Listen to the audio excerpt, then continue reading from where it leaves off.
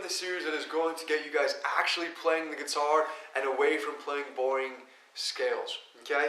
If you've ever watched some other guitar instructors, or if you've ever had other instructors, usually they start with chords like this.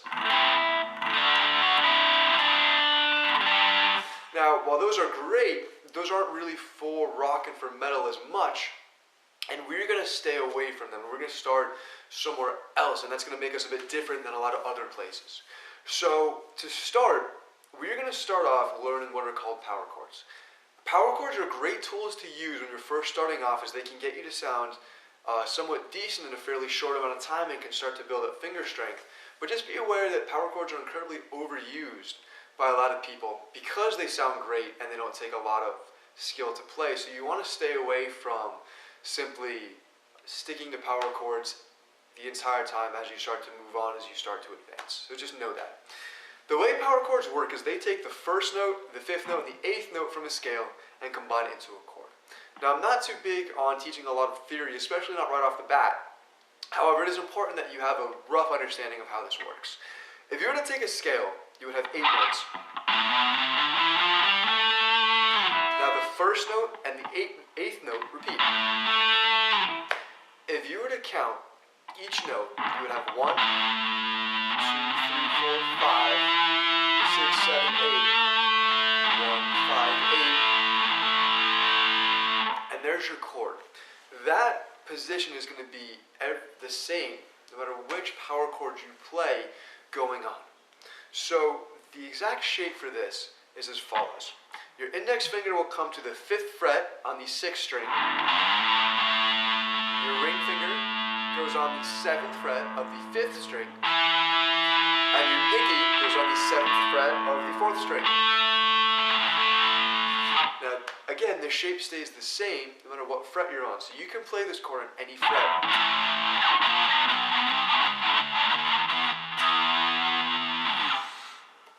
So just remember the shape. You don't have to really remember too much else, but whatever note you want to turn into this simple type of chord, all you have to do is put your first finger on that note. So for instance, if I wanted an A chord, I would come here to A. Then I would take my other 2 fingers and go up 2 frets, and then up 2 strings. Okay? All you need to know, nice and simple. Okay? Not too much to it. Now, what you want to be able to do with this is when you play your chord, you should be able to hear every string that you're playing if you strum out. Now, you don't want to because the top 3 strings aren't in the chord, but the point here is you want to develop good habits and you don't want to collapse your fingers and hear this. Other notes ringing out behind it. So the way you do this again is by arcing your fingers. Okay, so if you can look here. Right? Not like that. Okay, so you want to keep the curvature in your fingers as you play the notes. Now here's one riff that I'm going to give you guys that you can start to practice that will start to get you to move your fingers around and to move this chord. And the riff is as follows.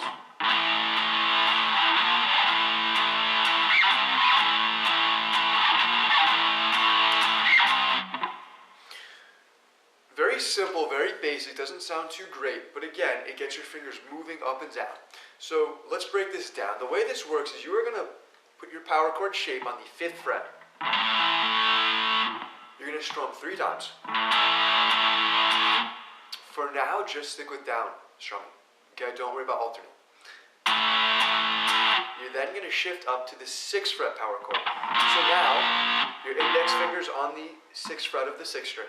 Your ring finger's on the 8th fret, and your pinky's on the 8th fret. 1, 2, 3, 4. Then you strum 5 more on the 5th fret. Strum 3 more times on the 5th fret, and then 1 more time up here on the 8th fret. So your index finger will be the 8th fret, your ring finger will be on the 10th fret, and your pinky finger will also be on the 10th fret. So you have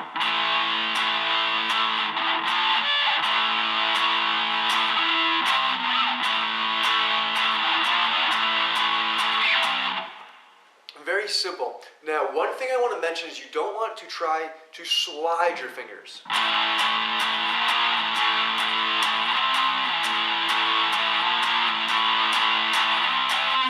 while it can give it a cool effect to slide between frets, it's not a great way to keep your playing super clean. So try to stay away from that for now. What you can do to prevent the stunning sound is to release the pressure of your fingers just a bit. So you don't want to take your fingers off, like that. But you want to release the pressure so you're not pushing down so much as you move. Right, you can almost get a little bit of that, but that's better than pronouncing the note. You just release a little bit of pressure. Now what I want you to do with this is to practice this riff just a little bit. Once you get it, please feel free to move on and to start playing around with all the different frets on your guitar and getting to learn the different sounds that each fret has. So keep moving around, just stick with down picking for now. Get this riff down, start playing around, and start to actually create some cool things on your own. Even though it's very early on, you can still work by trial and error in trying to hit different notes and creating chromatic riffs. Chromatic riffs meaning, you know, just going one fret at a time, basically. So, work on that, come back in the next video, we're gonna expand this a little bit more and see how you can start to change things up a little bit. So, I'll see you guys in the next video.